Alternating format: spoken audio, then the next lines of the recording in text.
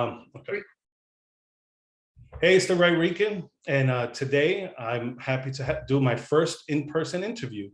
And I always stress the importance of local politics, and local politics is something no one really pays attention to. But this guy here has a really good story. His name is Larry Kahn. He's running for my local school board, and he, well, you know what? Larry, you tell your story. You tell why you ran, because I think it's very interesting why you decided to run. Well, first, Carlos, thank you for having me on your podcast today. I really appreciate the time and the opportunity to get my message out to the community, to the Pleasant Valley School District, which is the school district that I am running for a seat. And I never intended to get involved in any kind of politics. I'm a retired chiropractor. I actually hurt myself a couple of years back working in my office as a chiropractor. And then in 2017, I was rear-ended twice, so that did not help my back condition. So I couldn't work anymore as a chiropractor. I retired, and I would sit home at night watching the television news and seeing how bad things were getting with these school boards across the country. And I started going to the school board meetings, and I saw for myself how bad things really were. And there happened to be a school board meeting that I was at one night, and I got up to speak, and it was apparent that the school board was not listening to me. And then another individual got up to speak, and he was very passionate about what he was speaking about. And the school board got up and walked off the stage, which to me, that was an insult. I was offended. That should not stand. That should not be allowed. So as they were walking off the stage, I got up and I said, "You're walking off the stage? Now you have a problem. I'm running for school board, and I'm going to be sitting up there with you next school board meeting." I didn't really, I just wanted to send a message that, they were doing the wrong thing. After the meeting, Moms for Liberty, which is a national organization with a local chapter, came up to me and asked me if I was serious about running for school board. And I said, well, I don't know, maybe. And they said, you should run. So I decided that I was going to be a write-in candidate, which was why I got into this race only 2 weeks ago. No write-in has ever won before in the school district. So I'm planning on making history here. No, it takes real courage to run 2 weeks before, when all these people probably had tons of money running this. I might be crazy. Some people think I might be out of my mind, but you know what? Okay. If you are not, I didn't want to be part of the problem anymore. I wanted to be part of the solution, and I'm not going to be part of the solution sitting home in my living room every night. I understand. This year was the first year I actually went to school board meetings. I don't know what's the issue. I don't know what's the rule about recording. That's why I never recorded myself going to the meetings. But I helped. What's funny, I didn't go to the one that you went to. I went to the one before, and it's the one after yours, I think, that they finally got rid of the whole policy 832, the equity in education. Right. But the two school board meetings before that, I was one of the many people who spoke against it, because and I know that's one of your I love your slogan. It's education, not indoctrination. And I love that, because that's basically what CRT. I know CRT is one of your issues, just like it is mine, as well as SEL, which it's basically the same pig, different lipstick, that kind of thing. But the school board in this district do not want to talk about it. The people want to talk about it. I'm running because I want the people to have their voice. That's necessary. Now, we're going to go into CRT, but I want you to talk, because you educated me. I didn't know what SEL is. I don't know if anybody else knows what SEL is. And I think since we're going to push this out into the community. They should know what SEL is if they don't know what it is. Okay, so SEL it's another I don't know, social construct. I don't really know what to call it. CRT was a social construct that came out of the 70s. I think SEL, which stands for social and emotional learning, is a more recent concept. But to break it down and sum it up, and to make it easy for people to understand, basically SEL stands for social and emotional learning. What these school districts across the country are trying to do is to turn the teachers into psychologists. What their position is with SEL, that if your child has a problem, an emotional issue, a psychological issue, a mental issue, they are trying to encourage the children to come talk to the teachers about it rather than to go speak to the parents about it. And that's upsetting because social and emotional issues with a child should be dealt with by the parent. That's a home issue. That is a parenting issue. And the school teachers don't like it because they are not trained psychologists. They don't want to take on that role. They don't want to be made to take on that role. They don't have the experience. They don't have the credentials. Maybe they have the education. I know a lot of the teachers in the school district have psychology courses that they took in college in order to, graduate with that degree and to go on to become teachers. So, maybe to a degree, they are qualified. But my feeling from speaking to some of the teachers in a school district is that they don't want to take on that role. They don't feel that they're qualified. They don't want to be put into that position. And they certainly shouldn't be put into a position that they don't feel they're qualified for. So this is what I'm speaking about. These are the issues that I'm addressing in a school district. These are the issues that I am running on. And we can't have this type of curriculum, these types of issues going on unchecked. No, I agree. That's why I like, it's like people throw these acronyms around like SEL, CRT, but sometimes it's hard to, I like your explanation about it because I've heard of stuff like this happening in school districts and around the country. I just didn't know what the term for it was. And it's the same thing with CRT. Like CRT is not new. This is the whole thing. CRT is not new. The whole thing about it is now it has an acronym, and they change words around.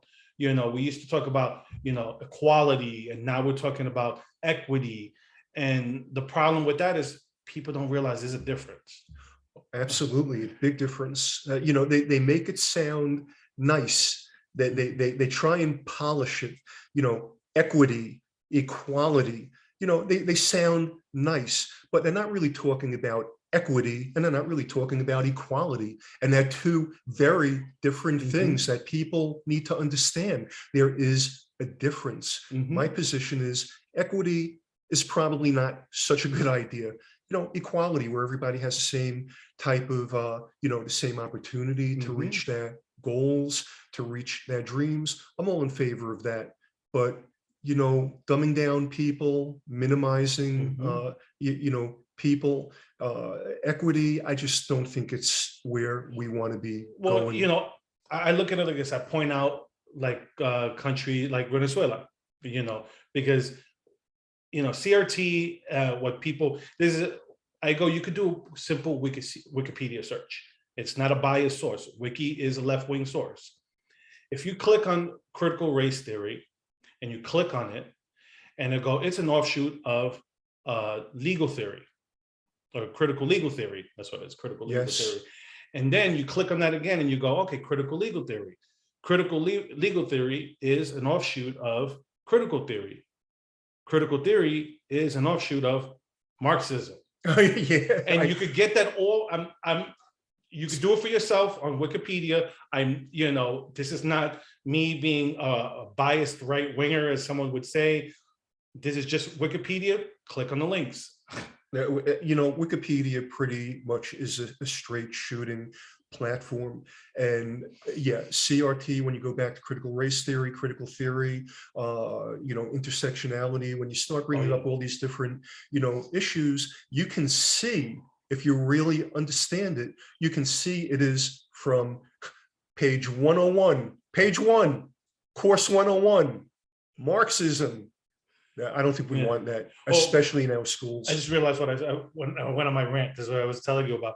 But what I was talking about with Venezuela, you could see that socialism didn't make people. Venezuela was one of the richest countries in Latin, was the richest country in Latin America. Okay, pre-Hugo Chavez. After Chavez took over, everybody didn't get equally wealthy. That's not what equity did. Equity made everyone equally poor. Absolutely. That is what they need to understand about equity.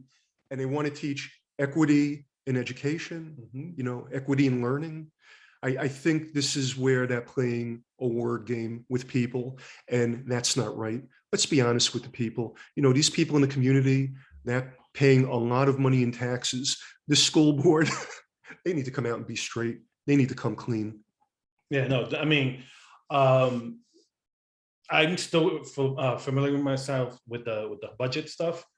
But when I went to the school board meeting, for me, this issue with CRT and the like I said, whenever I see equity, I want to pull my hair. I just want to scream, because like I said, like I showed Venezuela about poverty, same thing with education. When you're teaching, so that means if you have a gifted kid in public school, they're supposed to have the same equal education as someone that's slower than they are. That's not fair for either kid. That's right. That all falls into the idea of no child left behind. And, they make it sound good. And, we don't want children to be left behind. That's every child should have an opportunity to be the best that they can be. But in our school system, if you have a gifted child and you have a child that's a slow learner, the teacher is not able to teach, they're not able to teach faster than the slowest child is able to learn. So, where does the child with, the gift, where are they able to excel? In a sense, no child left behind, equity in education, equity in learning really stunts the growth of the children that are gifted and doesn't really support, that higher intellect. And every kid's different. And, let's say I'll use myself as an example, just because, I'm not proud of one of my grades that I got and I'll embarrass myself with it. But I went to a smaller college in, at Iona. I think it's in New Rochelle. I took biology at New Rochelle and at Iona, got a B+. That I'm proud of. So congratulations. Okay? But I had a small class. It was like 30, maybe 35 kids. So we were able to have hands-on experience with the teacher. That's the way I learn better. Okay. I went to Hunter College, which I ended up graduating from. And I took biology there. Got a D. Why? I was in an auditorium with over 1,000 students. I had once a week where I was able to ask questions if I had a question. So class was Tuesday, Thursday, and Wednesday was the one day I could ask a question.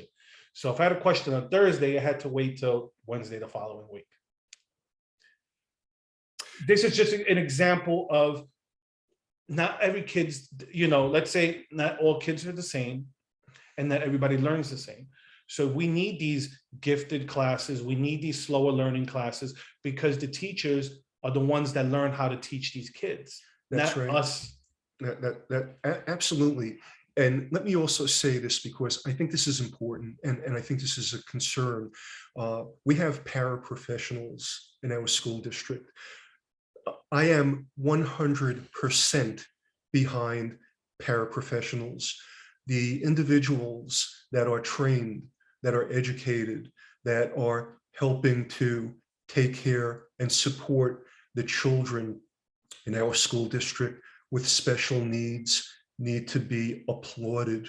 They need to be supported. And I am 100% behind paraprofessionals. And I am with the teachers, and I am with the taxpayers, and I am especially with the children.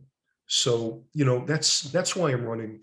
Things need to change. Things need to get better. This community deserves a school board that is going to listen to them. And that's why I'm running for school board. So I think I think it's great that Larry here. Look, hopefully we could get him in and he could, but you know what? Even if he doesn't win, if he scares these people, this is the whole thing. Sometimes it's the fight. Sometimes it's the fight. You That's don't right. have to be the one that Dan Bongino always talks about. He shows Bongino. he always shows the example of the person who does the dancing at a fair, that he's there doing a crazy dance and everybody's looking at him like, who's that weirdo? And all of a sudden it's 2, 3, and all of a sudden it's everybody. So, just because the fact that he's just a write-in, don't write it off. There's a good Yeah. You know what? Some people tried to get me a little scared. I don't think they had bad intentions. I think they were just trying to tell me the facts and saying that no writing candidate has ever won a seat on the school board in this township before. And I believe that. I believe that to be true as far as I know. But we can make history here if people understand my message. And I think people are ready to hear the message. I think people are waking up. I think people are ready for a change. And I feel a change coming. I feel a tsunami coming. And if I can get everybody out there on November 2nd to write in Larry Kahn for Pleasant Valley School Board, and don't put doctor in front of it. Although, yes, I spent a lot of time in college. I have 2 doctorate degrees. I do have education. What are my qualifications to be on school board? I'm a taxpayer and I have 2 doctorate degrees. I know about education. I know about school. I spent a lot of time there. But for some reason, the Board of Elections in Monroe County is kind of trying to get me to not use the title doctor on the right in form. Mhm. So if you are going to support me, if I am fortunate enough to have you people in the community support me and come out to write my name in on November 2nd, if you just write in Larry, Larry, Kahn, Kahn, without the doctor in front of it, that would be awesome. That would be great. I hope you do it. All right. Well, I'm gonna put all this stuff into the description. I hope you guys enjoyed this. He's gonna have you're gonna have a meetup today, right? We have a meet and greet this evening from 6:30 to 8:30 at Balanced Life Chiropractic Center in Scioto, Pennsylvania, which is right on 209, on the borderline of Scioto and Broadheadsville. It's in the shopping center where Frank's Pizza is and TACM Realty. So please, if you have questions, if you want to meet me up close and personal, come out tonight. I want to meet everybody. I want to hear what everybody has to say. That's what I'm about. I'm about listening to the people and doing what's right for our community.